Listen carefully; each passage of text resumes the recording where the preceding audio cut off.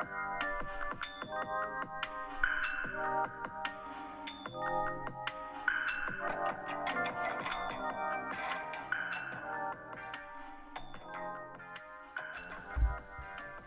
welcome to the first maiden voyage edition of Here Comes The Payne. You've got Joel Payne here, your host, and I'm joined by two people that I've been fortunate enough to really get to know over these last couple of years of doing a lot of media appearances and watching and listening what's happening in our world. I'm joined by the talented and lovely Amisha Cross. Amisha, say hello. Hey, everybody.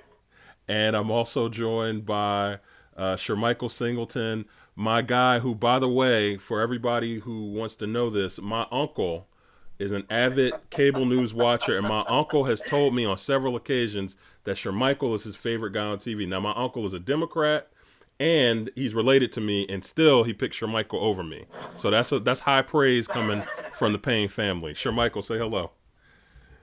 Joel, thank you for having me on your new podcast, my friend, and congratulations. Oh, thank you guys so very much. And you two were my choices here for a number of reasons. One, you guys are brilliant and you're good talkers, and there's a lot to cover. So we'll dispense with the preamble and we'll jump right into it. I want to start talking about the thing that everybody's talking about right now, which of course is coronavirus. And I want to kind of start big picture talking about just how it's impacting particularly our community, the African-American communities. We're three African-Americans who work in politics, but obviously we're products of the world around us. And just kind of curious, kind of big picture thought, Shermichael, I'll start with you, just about how this is impacting your world, not necessarily politically, but just the world that you exist in.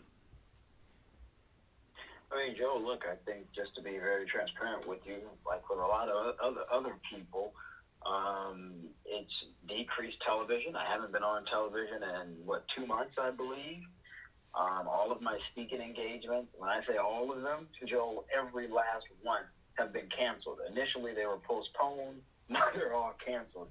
And so thankfully, I can still survive and be okay. But for a lot of other people, some friends I know, some relatives I know, that isn't the case. A lot of people are out here struggling, man. And so I'm blessed enough to be in a position where I have other individuals in my life that have enabled me to do other things as a means to make up for that loss of income. But not everyone has that at their disposal. And I'm not saying this, again, merely from what I've read on television. I'm saying this from family members I know and from friends I know who are just really, really struggling right now. And so I think one of the biggest things for me right now is to try and figure out what I would like to see is how we can continue to do something to sustain people, because that's necessary, while also trying to figure out, Joe, what aspects of the economy that can be open in a reasonable and safe way. And notice how I said what aspects. I didn't say everything. I said, but what things can be open so that we can increase productivity, get people back to work, while also keeping them safe.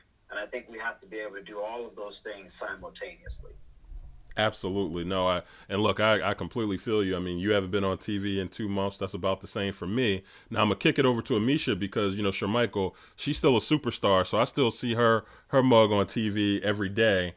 But I know, Amisha, you've felt the impact as well. Tell me a little bit about how coronavirus is impacting you.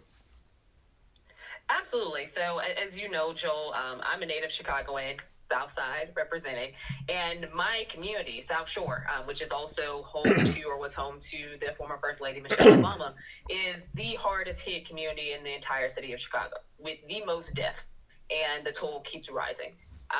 For me, it is reaching back to my family and knowing that the majority of them still live there. The majority of them are seeing this every day. My brother actually just tested positive for COVID-19 last week. So there's a lot of monitoring, wait-and-see approaches, trying to see what's happening within the city and the city's regulations around it.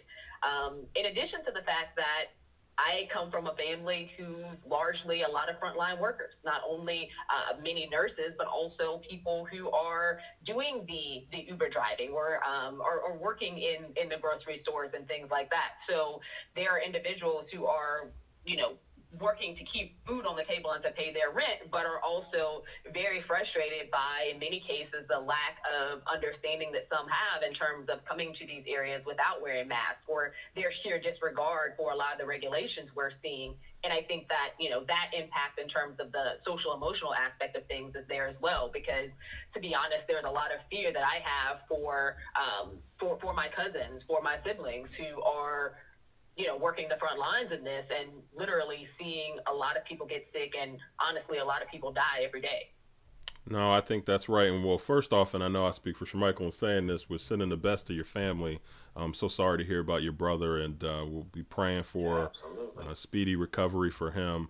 Guys, just before I jumped on this conversation with you, I may have told both of you this, but I had an uncle who I was very close to, who I lost, not to COVID, but he was ill with a pre-existing condition. He had lung cancer, and we did a virtual memorial for him. And, it's just so jarring to see the world that we're in today, the fact that you have to do that. The funeral home wouldn't allow more than 8 people. We're a family of, my dad has 14 siblings. We've got 100 family members, so it's just painful. And I know my story and the story that I speak is just it's just a small picture of what so many people are dealing with. And we know also that this has just a tremendous a tremendous impact rather on mental health. And so I'm hopeful you guys are staying well in that regard as well. I want to pivot a little bit and talk about kind of what the three of us do professionally, in the political space, and just talk about kind of the impact of COVID-19 on not just, the world, but the political world, specifically 2020. We are in the middle of a hotly contested presidential race. Joe Biden is the presumptive Democratic nominee. Obviously, Donald Trump is the incumbent. Joe Biden has been relegated to doing media hits from his basement. The president, you would have thought, had the incumbency advantage by having the bully pulpit of the White House, but that was actually hurting him politically because he was so undisciplined with his message up until the last few weeks. Give me a high-level 30,000-foot picture of how you think coronavirus will play into 2020. Who does it advantage? Who does it disadvantage? And how is this going to impact how Americans are choosing our next leader? Misha, why don't we start with you? Absolutely. I think that's the $1 million question, to be honest. Coronavirus has changed America as we know it, and there couldn't have been a more pivotal time to watch these changes play out than during a presidential election. We all know that presidential elections are the ones that bring the most people out, when they get all the attention, all the news, and all of the rallies and the excitement, with a cast of doubt being shed on so many people in terms of we're watching more and more primaries get pushed. We're watching the stage of campaigning not only at the federal level in terms of the presidential, but also the down ballot races. People cannot get out. And for a culture that is so used to pressing the flesh, that is so used to having those rallies or those, big ticket fundraisers and those events that bring people to you, to help people to understand not only your message, but you as an individual, it becomes a whole lot harder when all of that is digitized. The secondary to that is that the majority of our electorate, in terms of those who actually get people in office, are older individuals. Those individuals aren't necessarily the most apt when it comes to doing things digitally. So now we run the risk of campaigns isolating typically the people who come out and vote and support them on both sides of the aisle, because those individuals aren't the folks who are going to be rushing to Twitter or rushing to see your Zoom interviews or anything like that. They're not the ones who follow YouTube channels. So it is trying to get that population more adept to this technology that we're forced to use right now, because you're not able to campaign in the traditional sense, but also to consistently be able to get people to follow and pay attention. I think that at this point, for those who are like President Trump, who benefited greatly, I think, from the rallies, that is where he shines the most. It is a very difficult time when you're not able to do that. for Joe Biden, who, to be honest, not many people were coming to his rallies to begin with, this may actually be somewhat helpful, but it is keeping people engaged and helping people to stay informed and, just have that energy up from now through November when, to be honest, a lot of folks are just focused on keeping their jobs if they still have it post-COVID. Also, kitchen table type issues. Schools are out right now. A lot of parents have their children at home. Actually, most parents have their children at home. I think it's managing all of those things and being cognizant of those factors, meanwhile trying to run a presidential campaign at the same time. This isn't only difficult for those who are, Trump and Biden. It's also very difficult for a lot of the campaign advisors and the surrogates and those who typically would be helping along the campaign trail right now, because this is a new normal for them as well.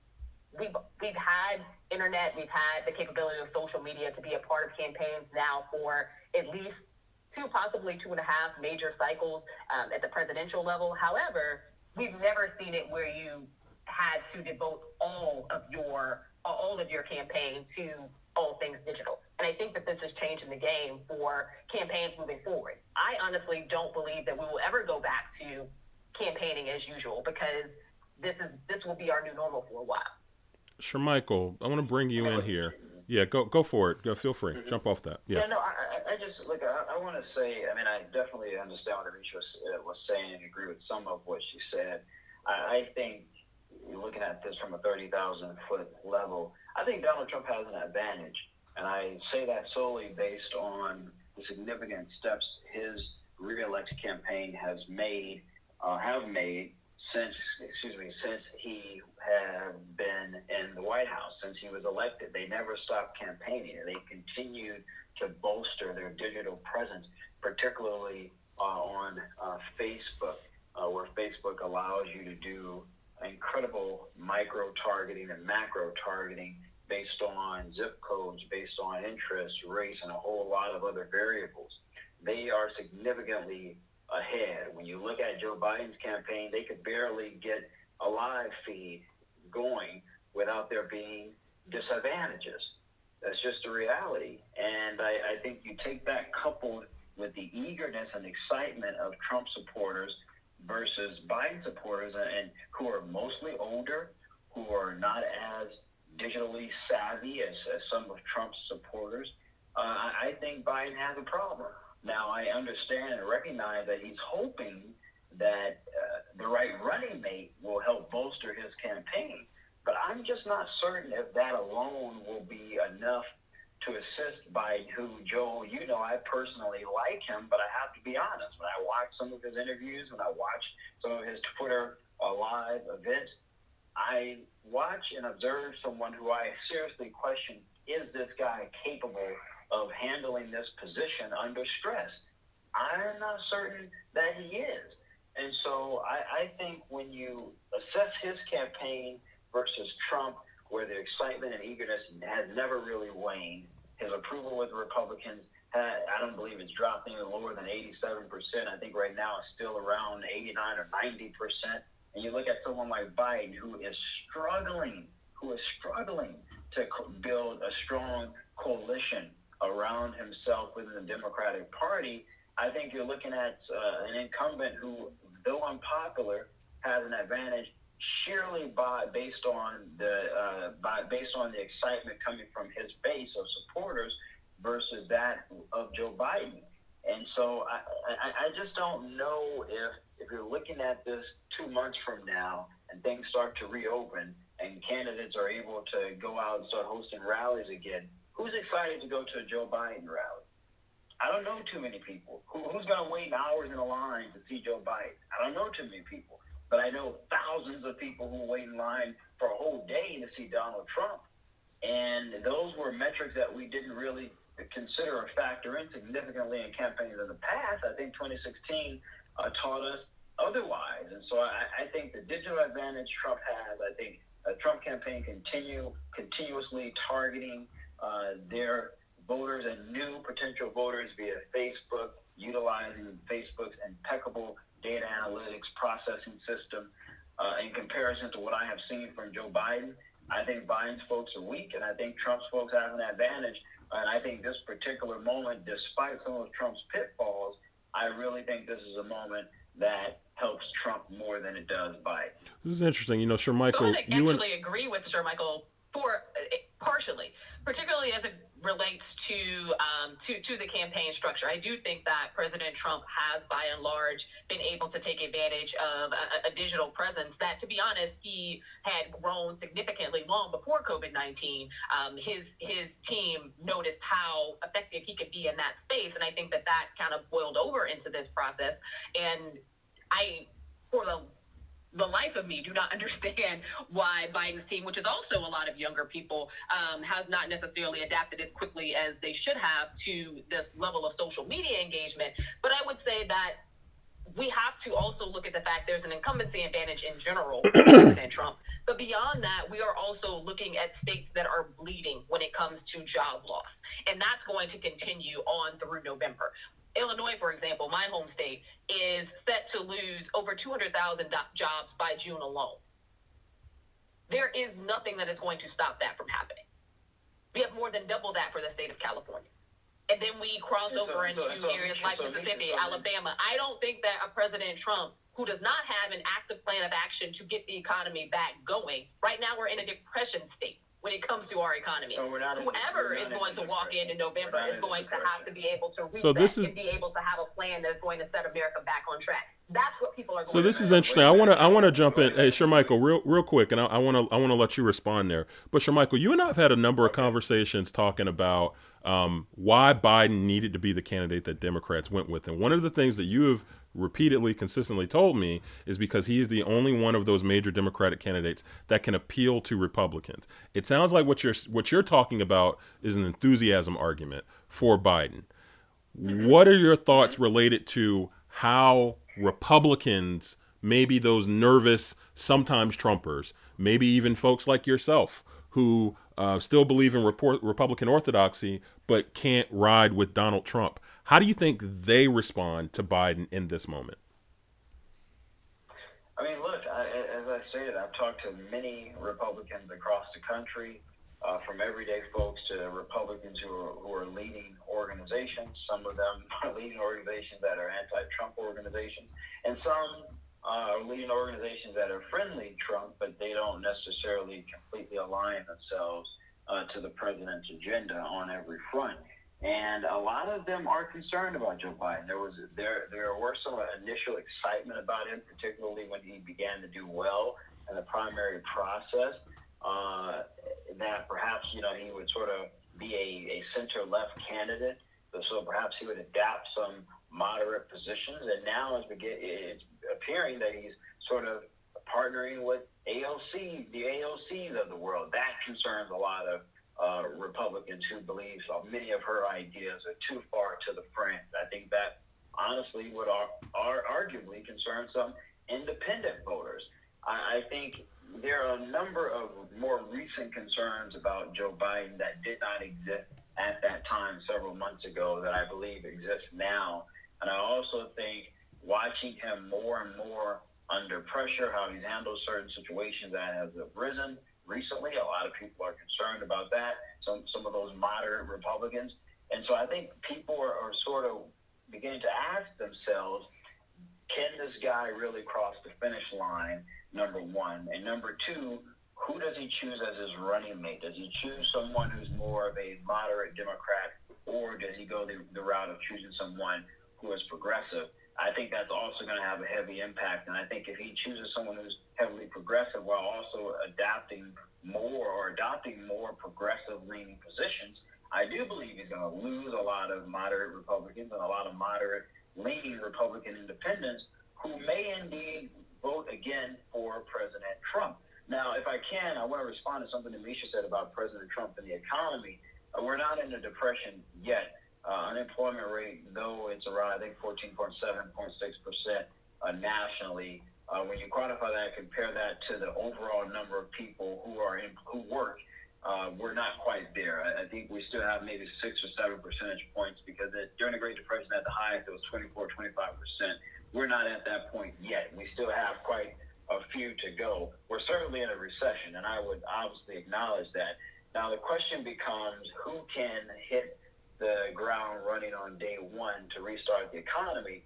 Now, to be fair here, I am not necessarily certain that Joe Biden can do that. From the positions that I have heard and have read from Joe Biden, he believes we need to continue to have the government shut down. I don't know how you're going to restart an economy while everything's closed. I haven't heard from Joe Biden a potential plan to say, well, this is how we're going to reopen certain sectors of the economy.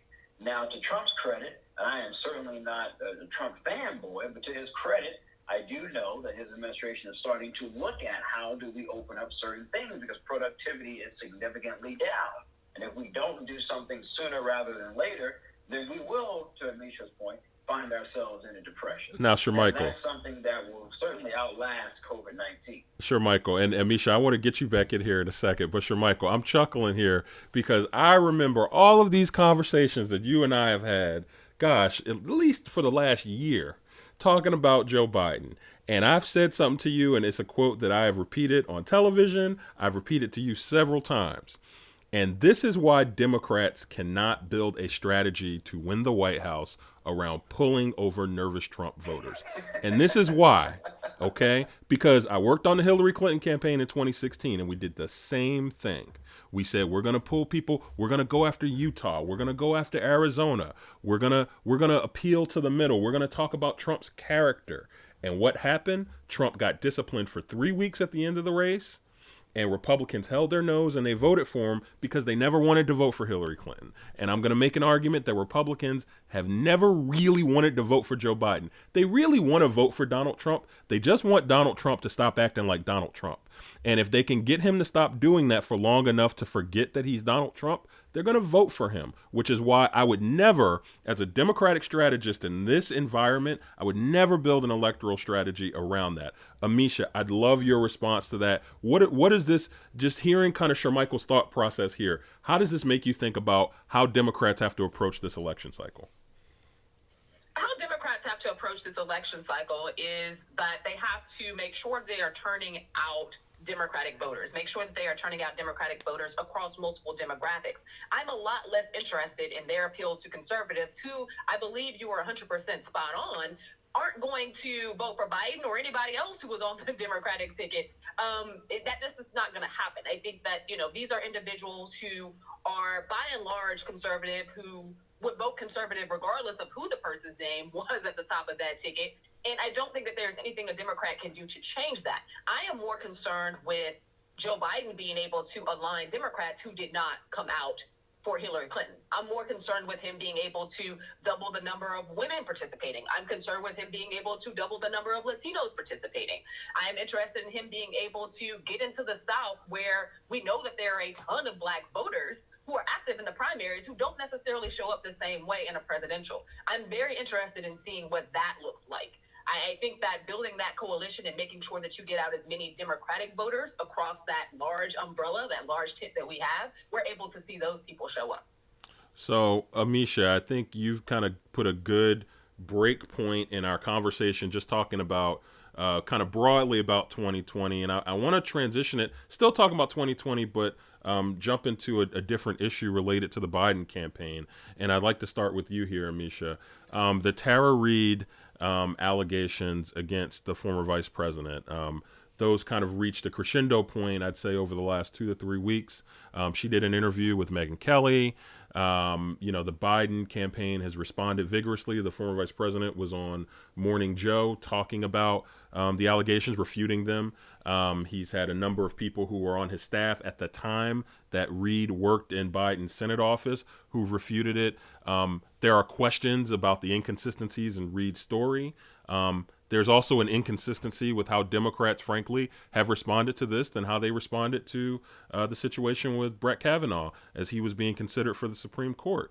And so I present this to you, Amisha, to say, just, how has the Biden team handled this? Have they managed this discussion around Tara Reade the right way?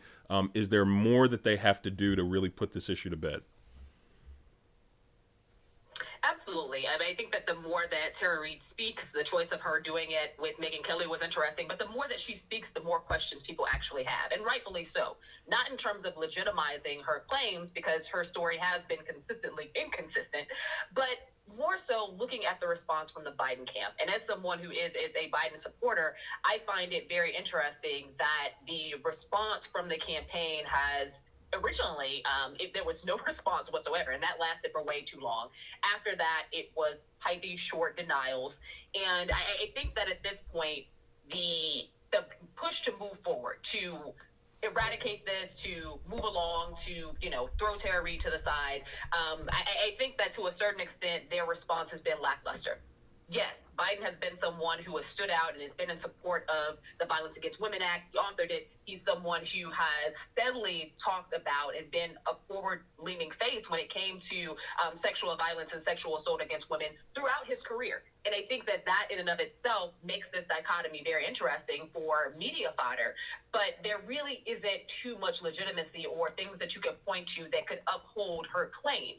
With that being said, I think that Biden's response was late. It needed to be stronger. And then you wrap this thing up and keep it moving. Republicans went from expecting that there would be some socialists elected, some socialists who would become the primary victor, to now finding more and more things that they feel like they can attack Biden on. And I think that this was something that was fuel to the fire for them. But thus far, it has fizzled out in many ways, and largely fizzling out because of Tara Reade's own storytelling or lack of storytelling ability and things that just aren't consistent. Like the fact that she supported Biden when he ran as vice president in 2008 and 2012. She's even come out as recent as 2017 in support of Biden, specifically talking about his leveraging points and how happy she was that he stood out when it came to violence against women, particularly in sexual assault and sexual abuse cases. So it's very interesting that now, how many years later, that she would come out and she would say something in a different direction. Again, most people who've been victims of abuse don't sing their praises. That's just not something that happens. So there are a lot of questions around Tara Reade and her comments and her behavior over the past few years, but also her timing, who she chooses to have as her lawyer, with his connections to the Trump administration and being a Trump donor, in addition to, again, just there being some major inconsistencies with her story to begin with. I do think that the Biden campaign could have done a better job in terms of their forcefulness when it came to dismantling this, but also still falling back on the importance of the Me Too movement and having people who feel that they've been victimized step up and step forward. To be honest, I think that Biden spoke too late, and that's probably going to hunt him. Sure, Michael. I want to pull you back in here. I have a theory that I wanted to ponder with you, okay? I think that there is an assumption because Donald Trump was elected president after the revelations about some of the terrible things he said on that bus with Billy Bush and some of his misdeeds. And I don't mean to minimize them by saying misdeeds, but they range from criminal to moral. Some of his misdeeds were revealed. He still was able to gain support of a majority of Republican women and, almost 40%, I believe, more than 40% of women in the electorate overall. And so I have a theory. I think that we assume that because Trump was essentially given a permission slip because of his bad behavior, that Biden will be given the same leeway. And my theory is that we're confusing Republican women and Democratic women. Republican women have said they do not feel quite as strongly about the accusations against Donald Trump, or they might believe them, but they maybe just don't care as much. I don't believe we've heard that from Democratic women. And I think that that's the real problem that Biden has here, is that his base support of women are not going to give him the same leeway. I'm curious as to your thoughts about that. I think that's a legitimate point. From my perspective, I think Joe Biden, I think Democrats writ large have really boxed themselves in as it pertains to Me Too and all of these movements that they have started. Believe women no matter what, just immediately believe. That's ridiculous to me. In America, people have a presumption of innocence. That's why we have a judicial process. That's why Lady Liberty is blinded, because justice is supposed to be fair and balanced. And I think those chickens are coming home to roost. And I agree with Anisha. The Biden campaign did not handle this very well. And I have a feeling, and I may be wrong, but I have seen this game before. I got a feeling this isn't over yet. I think Biden has benefited from COVID-19 constantly running the news cycle. But when that changes and this comes up again, I think Biden's going to have a problem. I think he's going to have a real problem. I think that people may begin to demand that he release documents from the University of Delaware from his Senate tenure. That could become an issue. We have no clue what other things may be out there. And so this is something that if I was at Biden, I would be concerned about. Yeah, you were able to get away with it this time. But what happens when the news cycle is back to some level of normalcy? One interview won't cut it. And so I think that for a lot of Democratic voters, particularly Democratic women voters, who strongly believe in this notion that women should always be believed, some of them may not be satisfied with Joe Biden's response. I think the response was as good as it could get for someone like him, but I certainly think it left a lot wanted. And I think when this comes up again, because it will, and it's more of a focal point, more people are able to pay attention, I think it's going to be a serious problem for him, particularly with a lot of younger white progressive women who have really sort of taken the charge of the whole women first movement. So, yeah, I do think this is going to be a problem, Joel, and it certainly is very different, the processing, that is, of how white Democratic female voters think in comparison to white Republican female voters.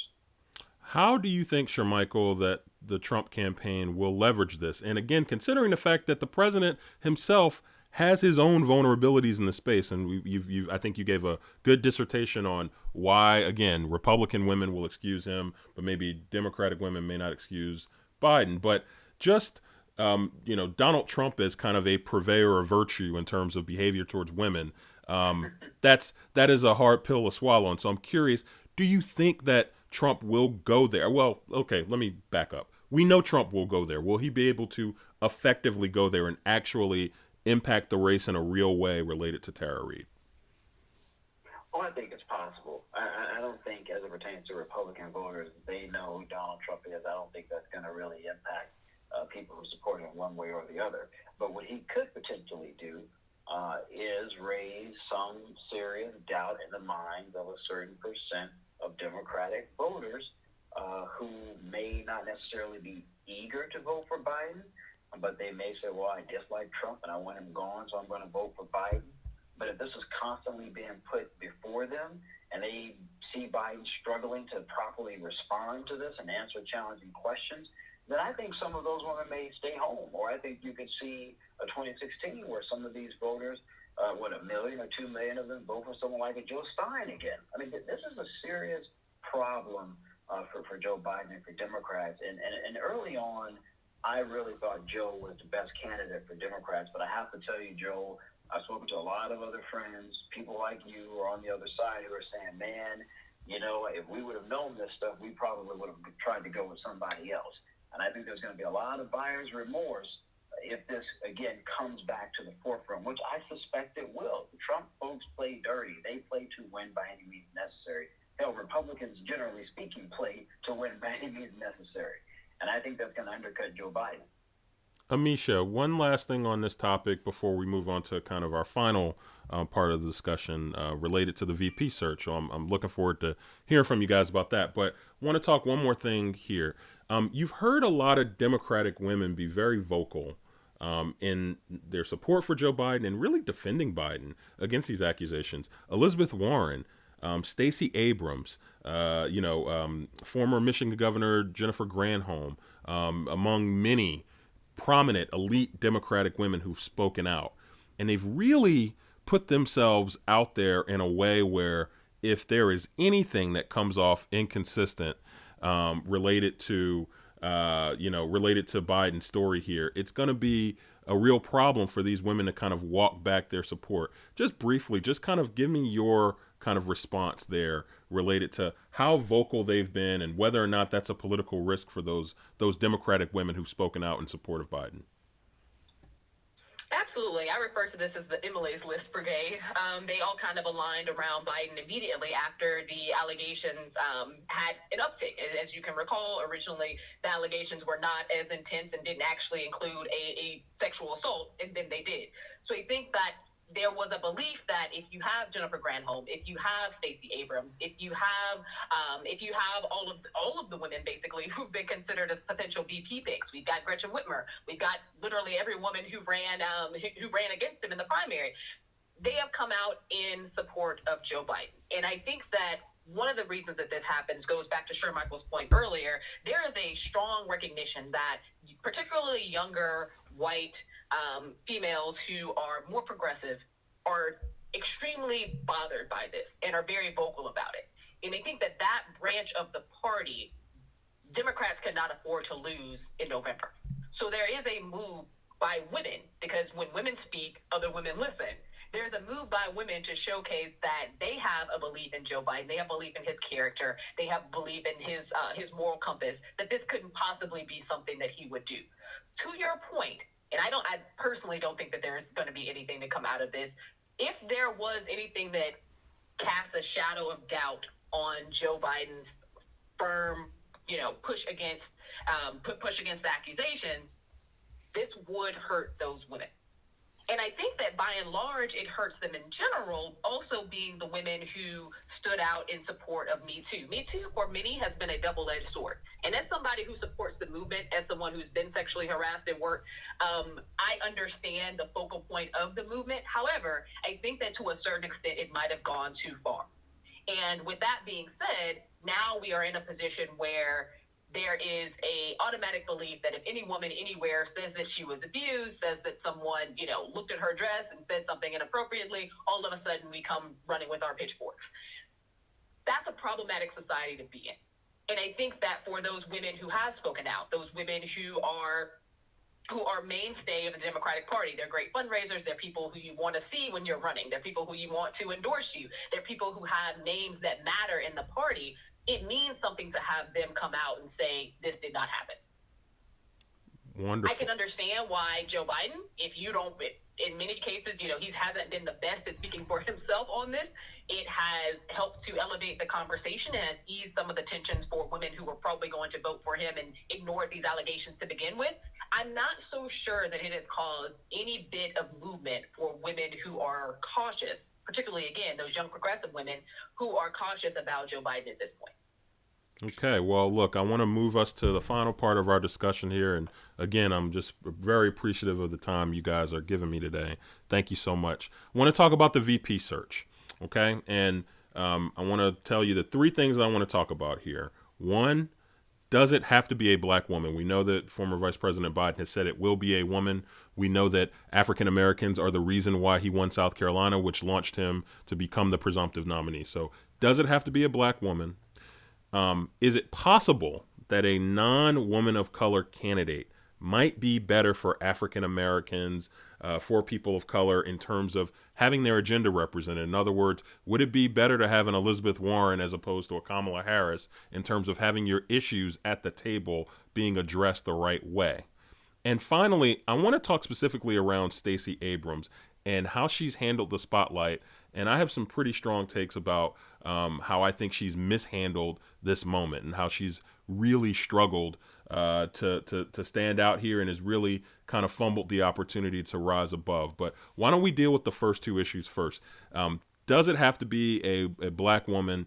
And is it possible that a non-black woman might be better for people of color? Shermichael, let's start with you.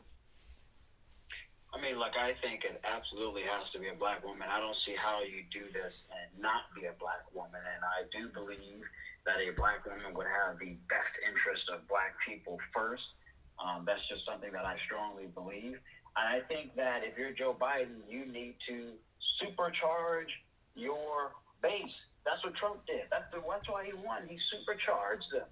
It doesn't make any sense to me to choose a white person and take the risk of minimizing the number of African Americans that will turn out versus saying even if it gets us an additional 3, 4, 5%, that will make a significant difference in some swing states where Trump only won by 30,000 votes, 40,000 votes, 50,000 votes.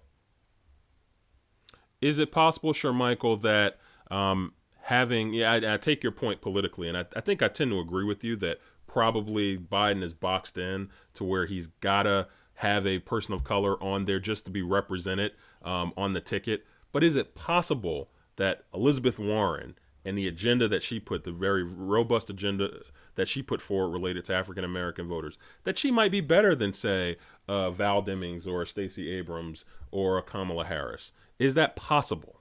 No, not to me. I don't see why the white woman can do something that the black woman can't. I mean, that's just like some white bullcrap narrative. I don't subscribe to that at all. I think they can put forth the same policies even better because they're black women who have black husbands. Well, at least Val Demings does. Kamala's a little different, but she has experiences with a lot of black men. They understand what impacts the African American community far better than a white person could ever understand. I don't care how great Elizabeth Warren's intentions are. She is a white woman and will always be a white woman, and we should not lose sight of that. And that is not to say she is not a decent human being who doesn't really care about doing the right thing. But I certainly would. I certainly, in this case, if I were to compare her, particularly with someone like a Val Demings, who I actually personally really like, as a potential running mate for former Vice President Biden, I would personally go with her. I would opt for her as it pertains to the interests of African Americans any day over Elizabeth Warren. Amisha, want to get you in here. What do you think related to those questions I just asked? Absolutely. I don't think there is another option for Joe Biden as a VP other than a black woman. Not only because of the South Carolina win, but because of the blowout across the South in general, because of what we saw happen across the Midwest. Because black people literally turned his campaign around and pulled it off of life support. If it wasn't for black people, specifically black women, because the numbers and droves of black women that came out and supported Joe Biden are amazing. They were more than double what we saw for Hillary Clinton. We have to make sure that, I think, for black women, there's a sense of we don't just always show up for the Democratic Party, yet the Democratic Party never shows up for us. This is a time for Joe Biden to really showcase that thank you, other than just standing in front of a crowd and saying it. People actually want to feel included and involved. And there are so many qualified black women who would be great at that role. And I actually agree with Shermichael here because to Elizabeth Warren's credit, yes, I think that she did have a strong plan for African Americans broadly. However, that entire plan was devised by black women.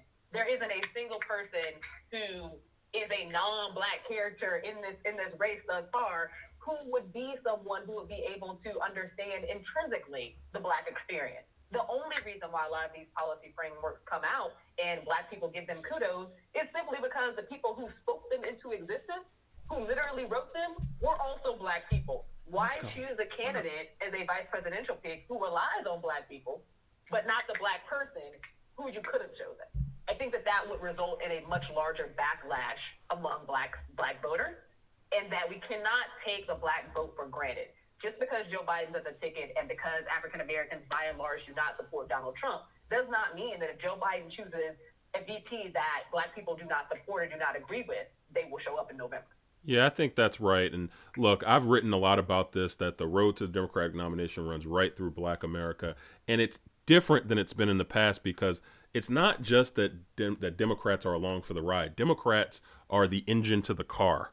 They are literally the kind of last part of the Democratic coalition that hasn't given up on the party. And so I think that the points you guys are making belies that.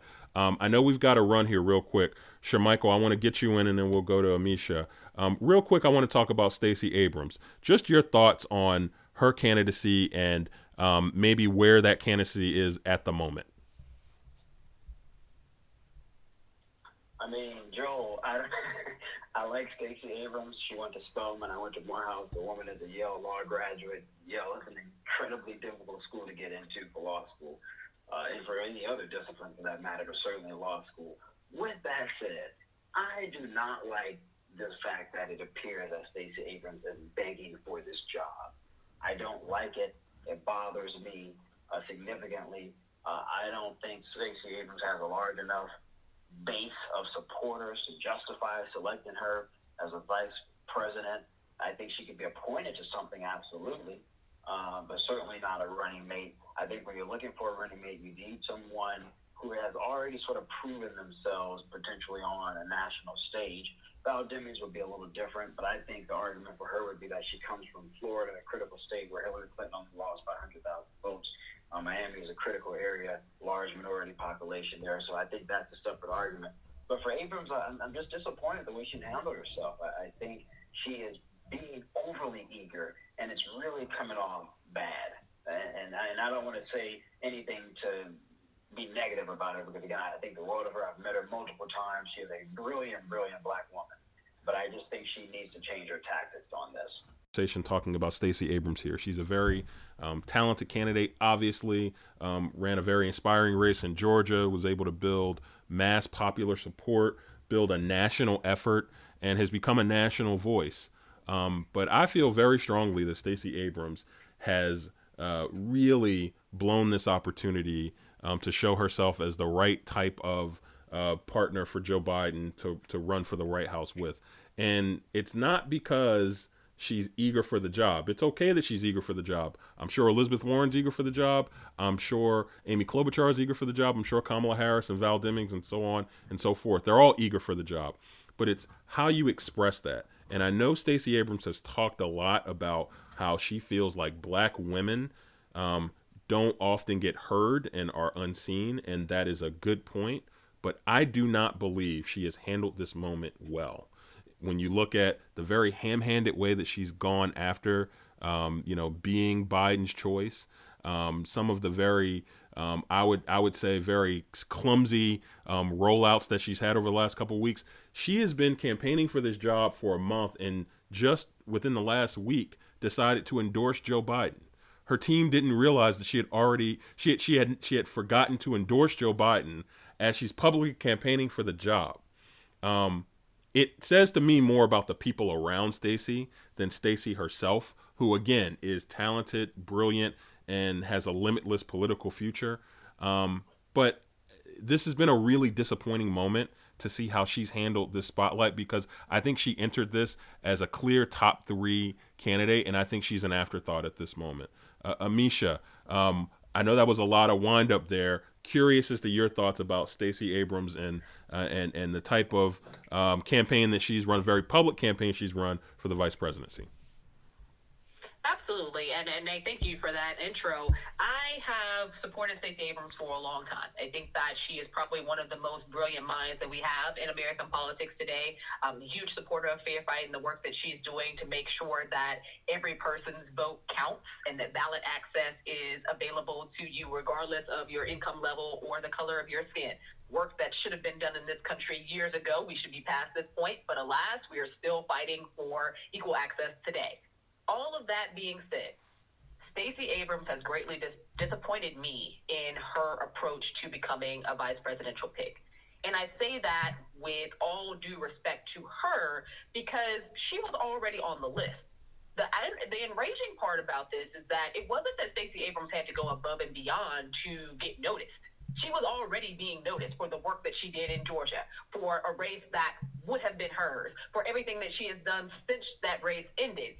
She has made herself a national figure. And I think that along with that came a lot of national praise, adoration, and the understanding that with her, she brings a certain, not only demographic that's well beyond just African-American voters, because she's beloved by women in the movement in general, as well as men.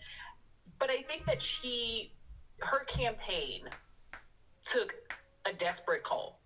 They have decided that they were going to basically go by any means necessary of almost groveling at every turn, be it whether it's online and social media, to all of the interviews that she's done on The View, on CNN, on MSNBC, wherever they'll have her, and basically put herself out there as the one to be chosen.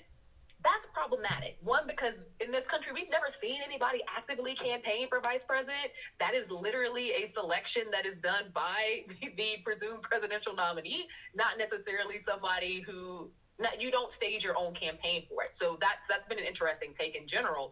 But I also think, to be honest, even if this level of campaigning hadn't happened, her positioning as a potential vice presidential pick would have tanked anyway because of COVID-19.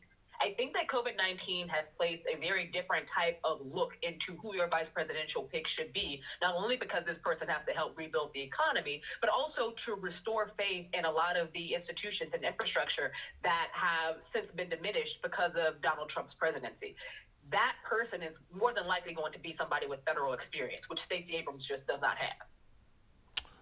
Misha, I think those are some fantastic points you bring up. And look, it gives me no pleasure to bring this up in this way because I can't think of any, African American and really any Democrat that wishes nothing but the best for her politically. But it's been disappointing as a political pro for me to witness this, to see her really struggle in this moment. And again, it feels to me more like a failing of the people around her. A lot of times what folks don't realize is the best public figures and elected officials have the best people around them that advise them well. It feels like Stacey Abrams has gotten some poor advice in this moment. And I think our observations here reflect that.